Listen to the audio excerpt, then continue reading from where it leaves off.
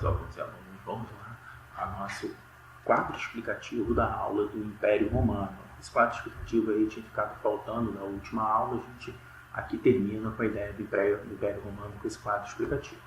Vamos aí. Beleza, organização do Império.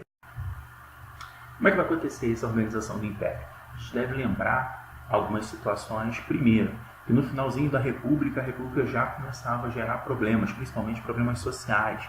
A gente deve perceber que uma grande parte da população livre acabava sem possibilidade de emprego, sem possibilidade de uma qualidade de vida no interior, eles acabavam indo para as cidades. E aí, principalmente, Roma começa a ter uma superpopulação. Isso vai gerar, a longo prazo, uma crise social muito grande, além da crise dos escravos também. E somados a esse caos que estava vivendo aí o final da República, a gente vai ter aí os militares ganhando cada vez mais força e querendo fazer a participação na política. Tá? Então, a organização do Império vai se dar, tá, através do fim da República, onde são criados os triunviratos, onde líderes militares vão estar no poder. O que vai acontecer? A princípio, a República num caos, sem os patrícios e os plebeus conseguirem resolver os principais problemas, eles vão entregar na mão de um tirano, a princípio, para esse tirano que seria uma pessoa que vai organizar a sociedade com plenos poderes, mas esse tirano também não vai dar o resultado esperado e vai ser criado os triunviratos. Então, vão ser criados dois triunviratos. Ambos os triunviratos, ambos os momentos históricos da criação dos triunviratos, todos eles vão ser formados por militares. Então, vamos lá pelo começo. O que seria um triunvirato? Um governo de 3 pessoas. Os principais líderes de cada região de Roma vão pleitear e vão organizar o Estado. Então, a princípio, começa com Crasso, Júlio César e Pompeu. O Crasso, logo no começo ali da organização dos triunviratos, ele acaba morrendo, ficando Pompeu lá no Oriente e o Júlio César ali no Ocidente. O Júlio César organiza um exército e parte para atacar Pompeu. Nessa batalha entre Júlio César e Pompeu, no final das contas, Júlio César acaba se tornando vitorioso e centralizando os poderes em Roma. Claro, vai ter contra Júlio César um grupo, principalmente de patrícios, que vão organizar uma série de situações contrárias a Júlio César, que vai culminar com o assassinato de Júlio César. Então, com a morte de Júlio César, vai ser organizado um novo triunvirato. Certo? Nesse novo triunvirato, a gente vai ter o Otávio, que era sobrinho de Júlio César, criado por Júlio César como se fosse um filho. Vai ter o Marco Antônio, tá? O Marco Antônio vai ficar lá na região do Oriente. E também vai ter o Pompeu, beleza? Então, mais uma vez, 3 militares no poder. Claro, lá no Oriente, o Marco Antônio ele já vai começar uma aproximação, uma aliança com a Cleópatra, rainha do Egito. Essa aliança não é só a política também, uma aliança amorosa, ele vai se casar com Cleópatra, vão ficar juntos. E isso vai gerar com que o Otávio fique com o pé atrás e também se organize, faça alianças políticas. E nessa aliança política, nessa aliança política, o Otávio Augusto vai se alinhar com Pompeu e vai ter o apoio dos senadores, o apoio dos senados, principalmente dos patrícios. Então, com esse apoio, acaba tendo uma batalha entre o Otávio e o Marco Antônio, no qual, no final das contas, o Otávio sai vitorioso. Cleópatra não aceita a derrota de Marco Antônio e acaba se suicidando. Isso faz com que o Otávio se torne aí o principal líder de Roma, iniciando com o Otávio o Império Romano. Tá? Então, em 31 a.C.,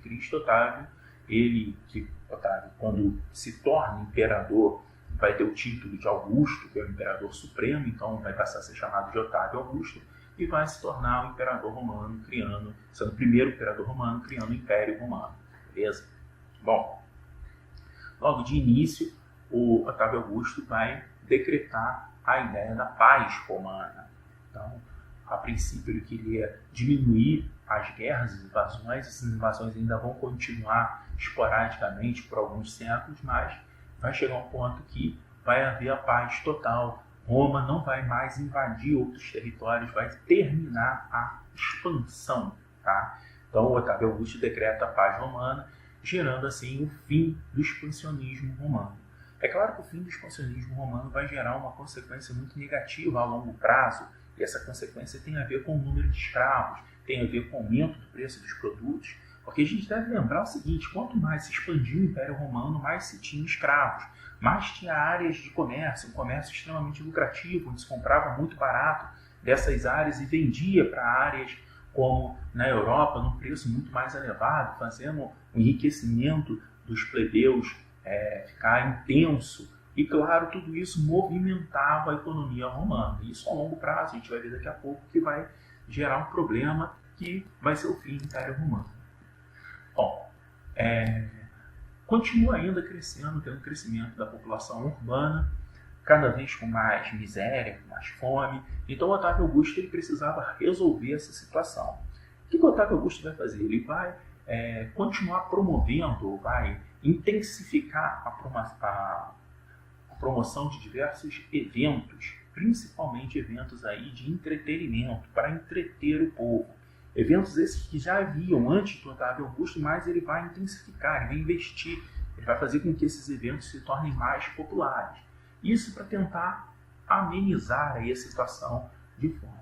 Daí que ele vai criar a chamada política do pão e circo.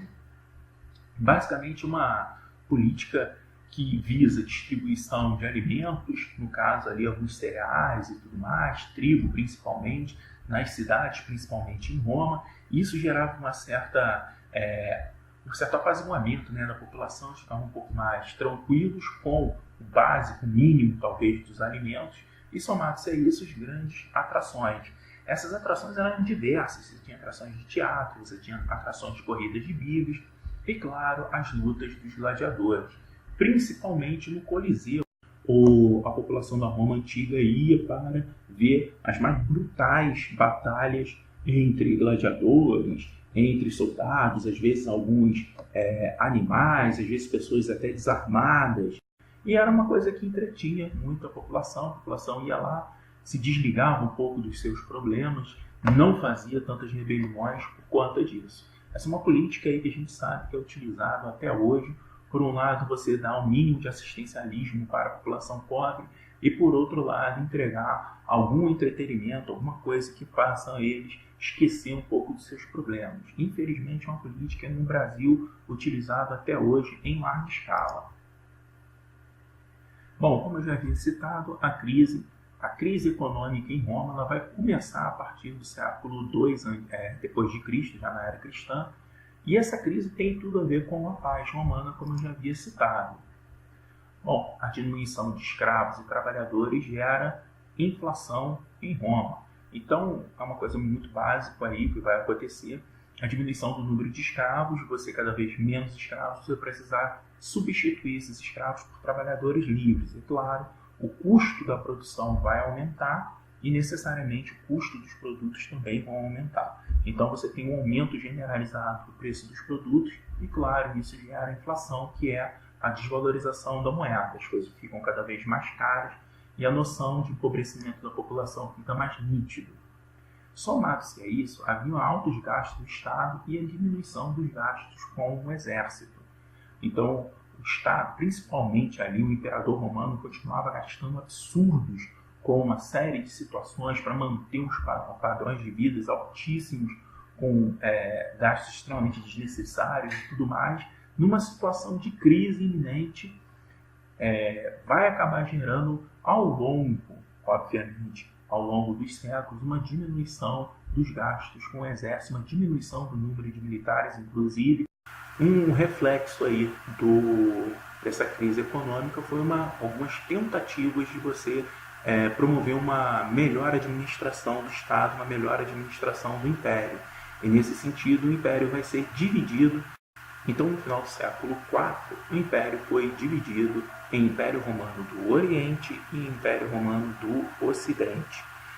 O Império Romano do Ocidente, a capital continua sendo Roma, mas também em alguns momentos passou a ser Milão, e a capital do Império Romano do Oriente passa a ser a cidade de Constantinopla. Constantinopla, que é hoje a cidade de Istambul, capital lá da Turquia. A ideia era que dividindo esses impérios ficaria mais fácil de governar. Quando a gente vai perceber um pouquinho mais para frente que o Império Romano cai, mas é o Império Romano do Ocidente. O Império Romano do Oriente ele vai continuar firme até o final do século XV. Tá? É claro, com uma diminuição do exército, vai abrir margem para alguns povos começarem a invadir aos poucos o Império Romano. Essas invasões bárbaras se dão ao longo de bastante tempo, não é uma coisa da noite para o dia, eles vão aos poucos invadindo algumas cidades e percebendo que o Império em si, a estrutura do Império em si ruiu completo, então eles vão ter uma série de facilidades. Quem eram os povos bárbaros? Os povos bárbaros eram o que os romanos diziam que era que viviam fora do domínio do Império. Então, como os romanos achavam que eles eram o máximo da cultura e só eles tinham cultura, todos aqueles que viviam à margem do Império Romano não teriam cultura, portanto eram chamados de bárbaros. Então haviam diversos povos, você tem os húngaros, os ostrogotos, visigotos e tudo mais. Todos esses povos aos poucos vão invadindo, vão tomando o Império Romano até chegarem propriamente à capital e acabar de destruir o último imperador romano, que é o Rômulo Augusto. Agora acabou, obrigado por assistirem a minha aula e até semana que vem.